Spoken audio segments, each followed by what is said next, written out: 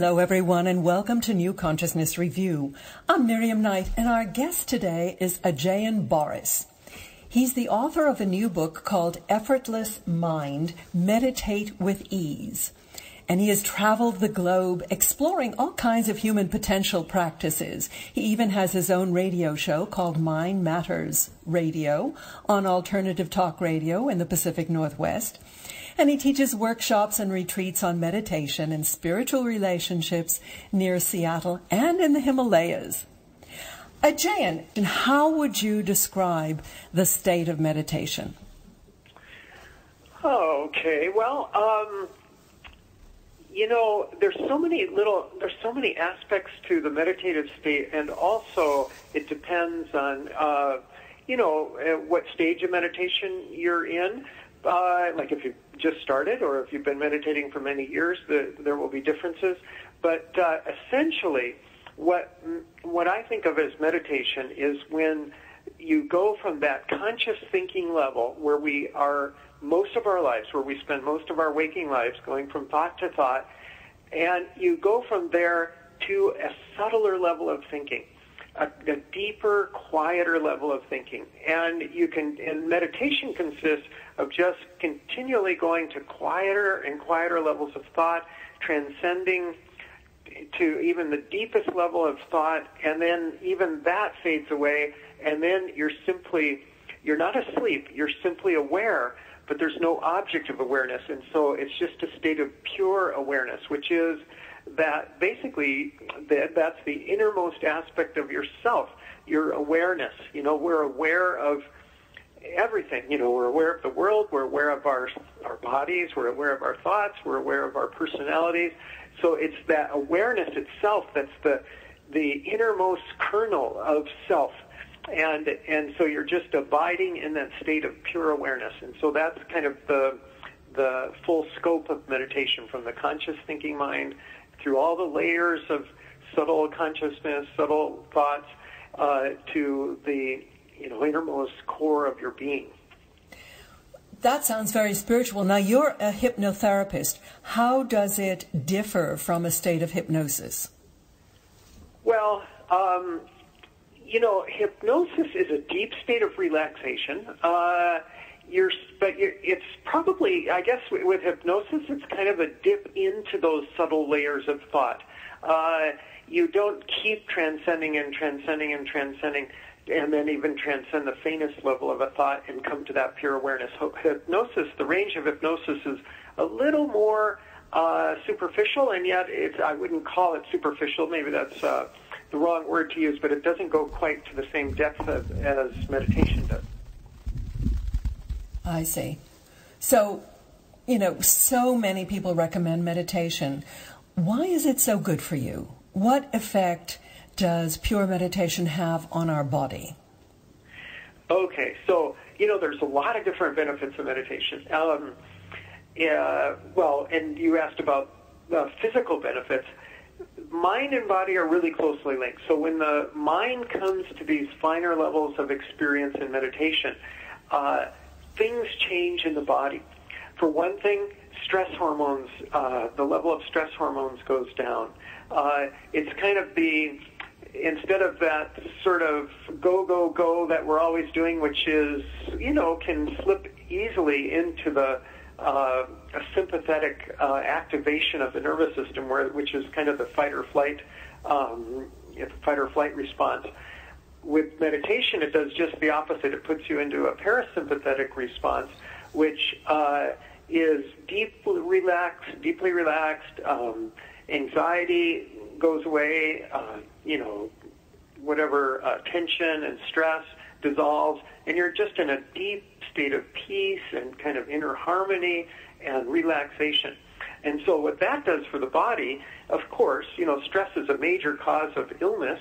And so if we have a way of managing stress effectively, it's going to be a tremendous, boost to your physical health. Like cardiovascular disease, you can be aided with meditation. Not that you're aiding the disease, but that you aid your health in the face of that. So blood pressure can come down, and inflammation in the body comes down. So there's just a host of many different benefits for the physical health, all related, you could say, to the reduction of stress. And then you could look at it from another perspective as well. Like in the East, they talk about the energetic body, and that's there's many layers to our body too, and there's a layer at which there's energy happening in the body, energy flowing in the body through what they call nadis, subtle channels for the prana or energy to flow. And so if through meditation it awakens that subtle energy and directs the flow of energy through those nadis in a balanced, harmonious, and even way, and then health improves as a result of that. It's similar to the idea in the Chinese system of the meridians and the qi. The same concept exactly is that by achieving a harmonious and even and balanced, strong flow of qi, physical health improves. So there's kind of different ways you can look at it, but meditation definitely improves health. That raises an intriguing question. In Eastern traditions, one of the favorite exercises, of course, is Tai Chi, which moves the chi around the body. Now, in meditation, you're sitting very still, and yet you're using your intention to move chi around the body. Do they have equivalent effects on the body? It would be hard to compare, but I can tell you, because for one thing, I haven't done Tai Chi. I do yoga as well as meditation. But you definitely during meditation experience chi or prana very powerfully. And again, it depends on how long you've been meditating and how clear your inner perception is. But because that's a subtle experience of chi, it's not something that's just obvious that everyone sees and feels all the time. So, but in meditation, you bring your awareness to these subtle levels. And the thing is that the subtle levels of everything, and this includes the subtle levels of the mind, are much more powerful than the gross levels. Like, let's say the desk that may be in front of you, at the gross level, it's just this inert desk. But if you go to a subtle level, there's innumerable molecules shimmering with activity, and you go to a subtler level yet, and there's, the subatomic particles whirling with immense energy. In fact, it is energy. So a tremendous dynamism and power at the subtle levels of creation.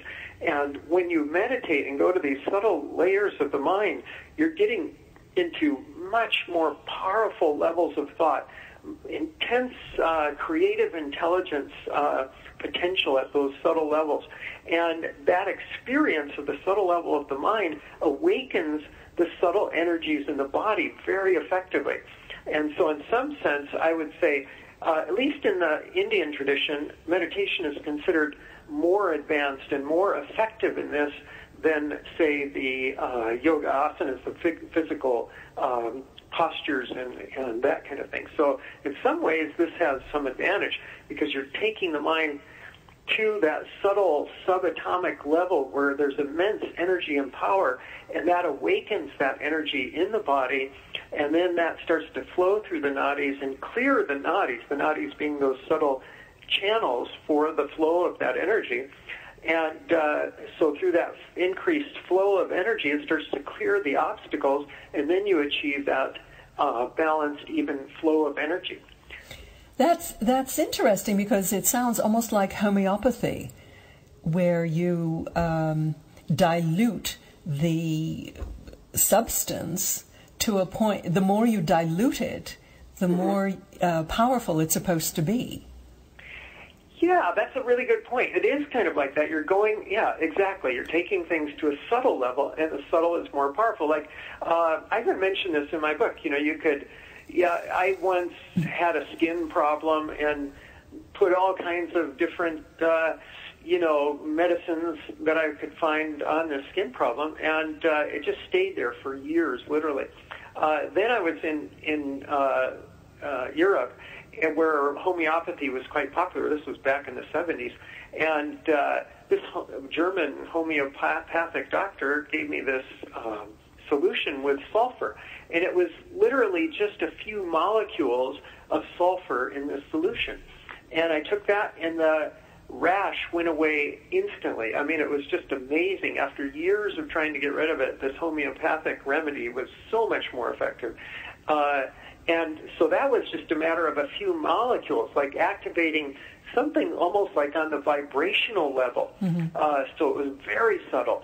And it was more powerful and more effective than taking all kinds of things on the gross. So meditation is like that. You're working on the subtle levels of your own being, and you can make a much bigger effect on those subtle levels than on the gross.